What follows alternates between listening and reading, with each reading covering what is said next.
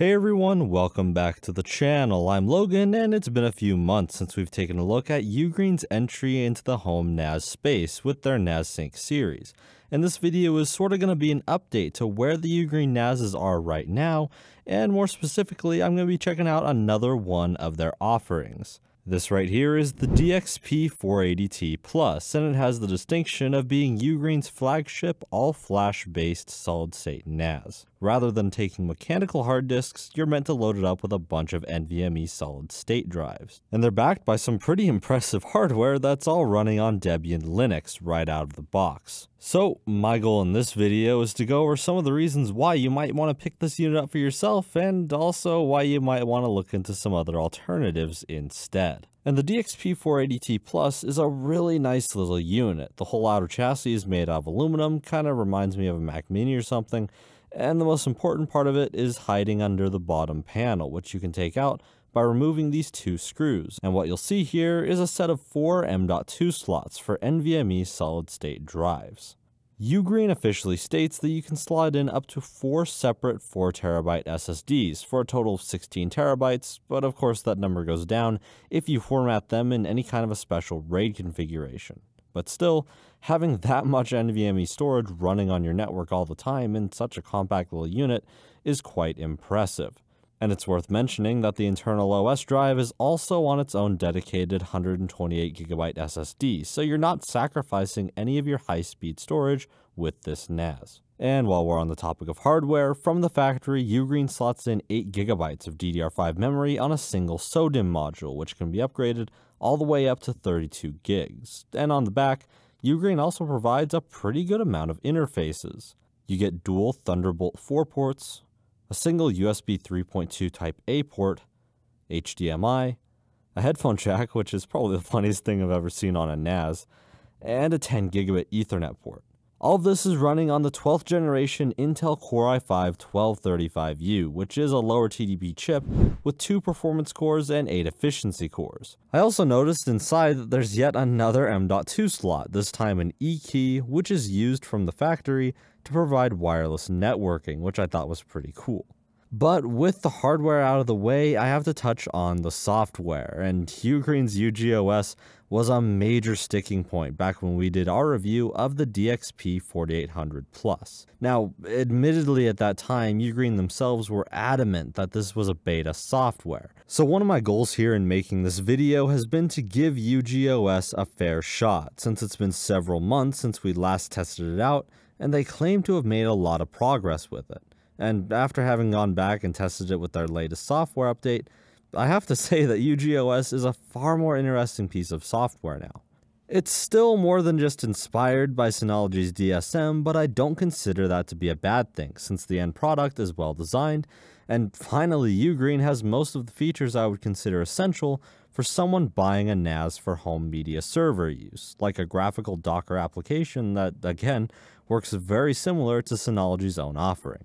And it was still just as easy to do basic tasks like creating shared folders, managing user account access, enabling Samba, and everything like that. So I guess it just goes to show that UGREEN was building a decent platform back when I reviewed their beta software, but they just hadn't had the time to fully expand on it and actually implement all the exciting features. They've even got an online word processor app just like Synology Office, which I thought was pretty funny, and some other fun additions like a music player and a utility to automatically sync data to cloud services like OneDrive and Baidu NetDisk, the latter of which isn't very useful over here in the US, but I would love to see this expanded with more options for syncing to services like Google Drive and Proton in the future. Virtual machine management is another option that I'm all too happy to see included. If you want to spin up anything in a VM, say to get Windows software running for example, it's pretty easy so long as you remember to upload an installation ISO to the NAS. Everything here is pretty much standard fare, and I had no problem getting a NetBSD virtual machine working as expected. Another feature that I was really kind of disappointed that we couldn't delve into in our previous review was the Video Center, which was supposed to allow you to play back movies stored on the NAS over the HDMI port on the back.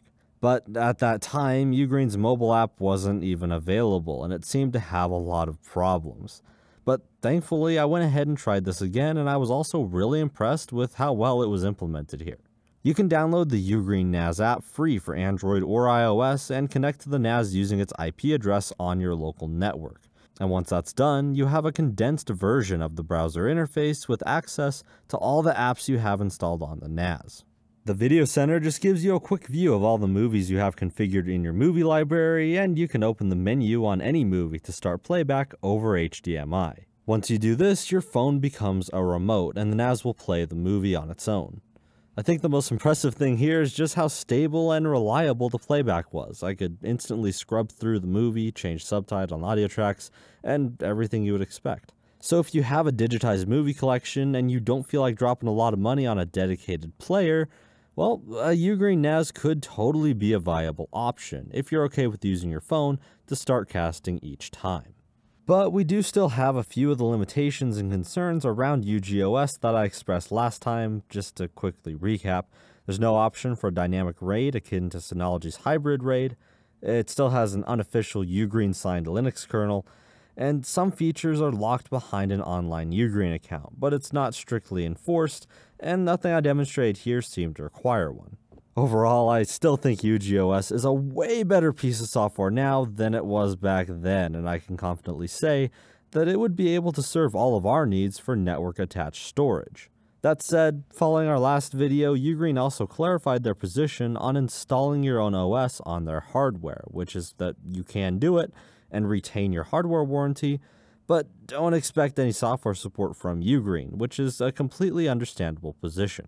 But back to the hardware, there's one thing I feel really needs to be mentioned here, and that's the fact that an NVMe NAS like this, while very capable, is really kind of a niche product, since you need to have some kind of an application that can leverage all of that super fast storage. NVMe drives are pretty expensive compared to traditional mechanical hard drives, and if all you're doing is playing back movies and TV shows over the network, well, regular hard drives are going to do that job perfectly fine. For instance, our house doesn't even have 10 gigabit networking, and even if we did, there wouldn't be many clients running that would take advantage of having such fast access to storage on the network. You might be able to use this for video editing or something like that, which requires a very fast link, but generally most applications don't require this.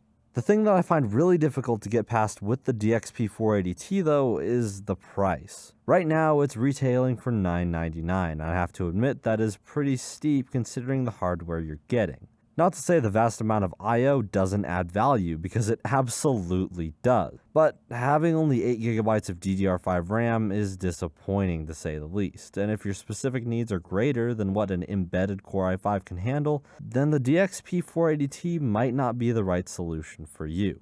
That said, it's still by far the easiest solution because you could definitely get a better deal by building a NAS yourself, but you'll have to do a lot of careful research to ensure that all the parts you're buying will actually work for an all SSD based NAS. For example, you'd need to make sure you get a motherboard that would allow you to split up your PCIe lanes with bifurcation, so you can actually add in a card that provides enough M.2 slots. This can cost a lot of money, and not to mention doing everything yourself means you have to actually be comfortable building a PC. It's going to be bigger and probably consume a lot more power, and you have to set up all the software by yourself as well. So if you are a DIYer and you have higher requirements from your NAS, you could definitely go that route, but there's something to be said for a NAS that you can just take right out of the box, hook up to power and Ethernet, and start using it right away. And on that basis, I'm really happy with the NASync DXP480T. UGREEN has put a ton of work into building an appliance that delivers all these features without any of the hassle of building something yourself, and if you're new to the world of NASs, UGOS is a pretty darn good option now, so you don't have to worry much about the software, in my opinion. And with all that said, I think I'm just about done here, so if you found this video helpful, don't forget to like, subscribe, and ring the bell so you don't miss any of our future content, and as always, have an awesome day.